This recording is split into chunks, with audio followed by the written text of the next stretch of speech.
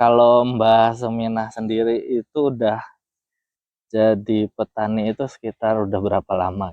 Oh, udah lama, masih anak kecil-kecil, baru lahir sampai anaknya aja udah punya cucu satu. Data dari BPS tahun 2023 menunjukkan bahwa lebih dari separuh petani di negeri ini berusia di atas 45 tahun, dan bahkan hampir 40% di antaranya sudah berusia 55 tahun ke atas. Kementerian Pertanian RI menyebutkan bahwa sekitar 70% petani masih tergolong petani kecil dan tradisional dengan lahan kurang dari 0,5 hektar. Masih rendahnya tingkat mekanisasi dan minimnya akses ke inovasi pertanian digital dan modern. Kalau di sini biasanya Mbah nanamnya apa aja? Ya cuman inilah Bayam aja ya? bayam Bayam, sama sawi, bayam, sawi. sawi kangkung. Oh iya, benar. Gitu. Baca yang ini yang jadiin itu anakku, aku cuma nanam aja, yang Oh. jadiin anakku. Kalau biasanya Mbah mulai kerja itu dari jam berapa, Mbah? Jam 8. Jam 8 di sini Iya. ya. Jam 8 sampai kadang jam 12, jam 1, jam 11, baru jam 2. Pulangnya Pulangnya jalan biasanya. itu pakai sepeda itulah. Nggak bisa naik sepeda, mau jalan kaki jauh. Jadinya cuma naik sepeda aja, pelan-pelan. Yang dirasa paling berat kalau berkebun ini apa, Mbak, yang bikin sering capek gitu? Berat, berat itu ya yang nyangkol pakai nyiram pakai kaleng itu Ya. Aku cuma jabut nyuci. Gitu. Kalau yang bawa orang lain. Tapi kalau misalnya Mbak sendiri nggak ngerasa berat ya nyabut atau nyuci dong? Enggak berapa berat. Yang bawain yang bawain sama sambil nyuci itu capek, nyuci itu capek boyoknya. Boyokan. Iya, boyokan kalau nyuci itu. Cuma jenguk tonggeng aja. Kalau selama ngebun di sini pernah nggak ngerasain sakit gitu? Ya, tadi kan salah satunya boyokan itu ya, pernah ngerasain. Selain itu ada lagi nggak? Ademin itu panas, adem panas. Gitu. Sering. Pernah sampai mual-mual gitu nggak pas lagi nyemprot? Misalnya. Iya. Mual-mual, mutah-mutah gitu.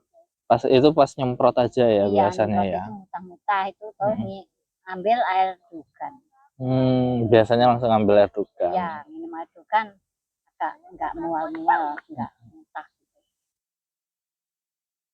Kalau menurut Mbah sendiri, mual-mual waktu nyemprotnya itu ada hubungannya nggak sama obat yang disemprotinnya? Obatnya? Karena ya enggak ngaruh. Nggak ngaruh ya? Enggak. Emang karena anak nyemprot baunya kayaknya mau masuk ke mulut gitu, udah terus mual. Oh, itu yang bikin mual karena baunya itu ya? Iya, baunya enggak enak gitu loh. Jauhan aja udah bau.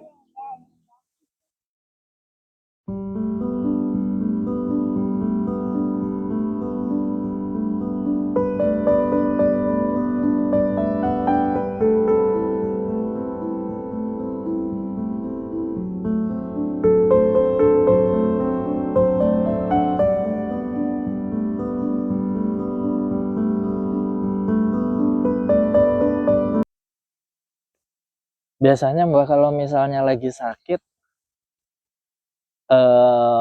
Mbak obatin sendiri atau berobat ke orang? Berobat. Tempat bidan. Oh, tempat bidan ya? Iya, tempat bidan. Selain bidan nggak pernah tempat lain kayak puskes gitu, Mbak? Puskes itu suruh bawa yang nggak bayar itu, tapi aku nggak punya. Bawa BPJS ya? Iya. Oh ya. Harus punya Mbak, tua, tapi nggak dikasih. Kalau misalnya lagi nyemprot, misalnya Mbah sama teman-teman ini lagi pakai ini kan ya Mbah ya, pakai obat buat ulet itu, Iya, pakai kan ya. pakai. Kalau nyemprotnya pakai alat yang buat semprotan itu Iya, ya, tank gitu, pakai tank. pakai Kayak oh iya tank itu ya namanya tank ya. gitu. Ya, pakai itu. Kalau pakai lagi nyemprot kayak gitu pakai masker nggak Mbak? Enggak, Enggak ya. enggak bisa aku pakai masker. Kayaknya ngap Nggak bisa napas ya Mbak ya. kenapa kayaknya. Iya, naik mobil aja suruh pakai aja, enggak tak pakai, cuma ini sama jilbab aja. Oh gitu. Ya, enggak bisa loh ngap-ngapan gitu kayaknya. Kalau sarung tangan nggak suka-suka Mbak? Sarung tangan Hmm, enggak pernah pakai. nggak pernah pakai. Enggak. Nggak Kalau enak kaos ya. kaki iya. Oh, kaos kaki ya. Iya. Kalau sarung tangan kenapa Mbak? Ya, Ini enggak bisa, malasnya. enggak punya. Enggak punya, enggak punya loh. Tapi mau pakai. Mau, tapi enggak punya. Oh. Gitu, enggak punya.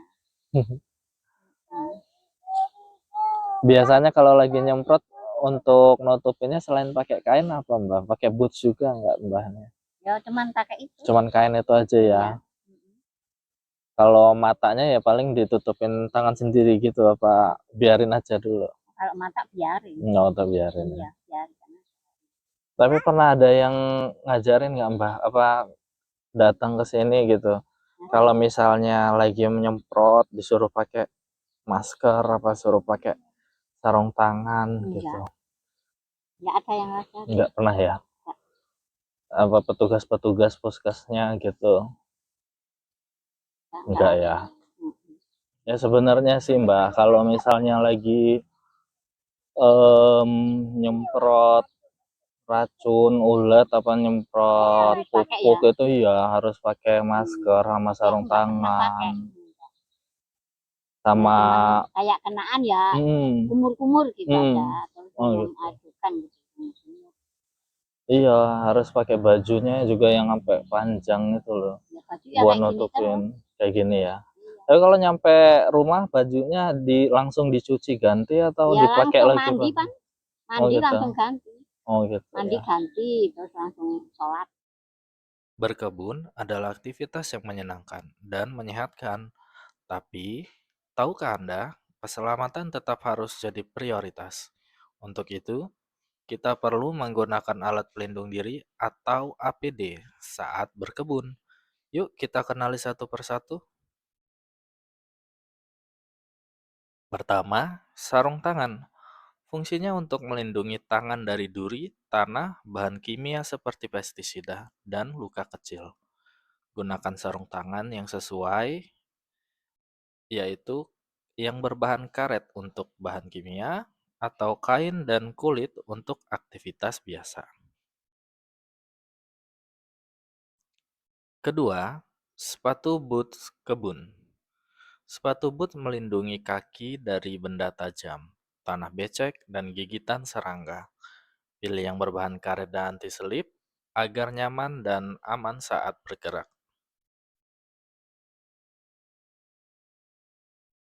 Ketiga, masker atau respirator. Masker sangat penting, terutama saat menyemprot pestisida. Gunakan masker kain untuk debu ringan atau masker N95 untuk bahan kimia.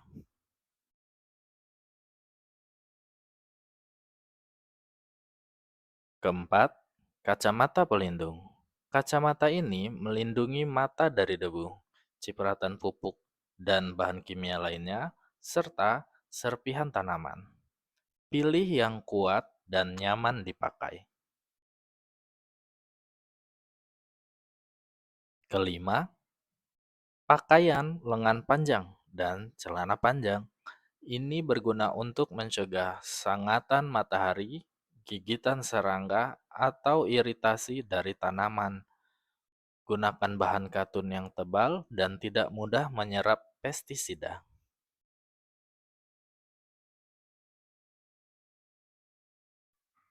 Keenam, topi lebar atau penutup kepala. Topi melindungi kepala dan wajah dari teriknya sinar matahari saat bekerja di kebun. Dan yang terakhir dan tidak kalah penting, tabir surya atau sunscreen. Oleskan di wajah dan bagian tubuh yang terbuka untuk mencegah kerusakan kulit akibat paparan sinar UV.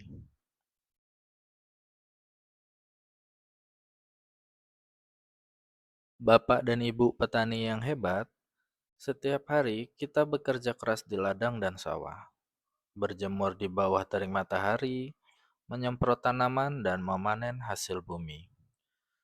Tapi, tanpa disadari, tubuh kita kadang memberi tanda kalau sedang tidak sehat. Sakit kepala, mual, kulit terasa gatal, atau tubuh cepat lelah itu bukan hal biasa. Bisa jadi itu gejala awal keracunan pestisida atau penyakit akibat kerja. Sayangnya, banyak petani di Indonesia yang tidak menyadari kondisi ini. Gejalanya dianggap wajar karena sudah terbiasa. Padahal, bila dibiarkan, bisa berdampak buruk untuk kesehatan. Maka dari itu, mari kita lebih peka terhadap kondisi tubuh sendiri.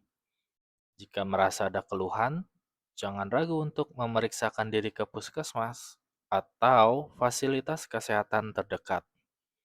Kesehatan adalah modal utama dalam bertani. Dengan tubuh yang sehat, hasil panen pun akan lebih baik.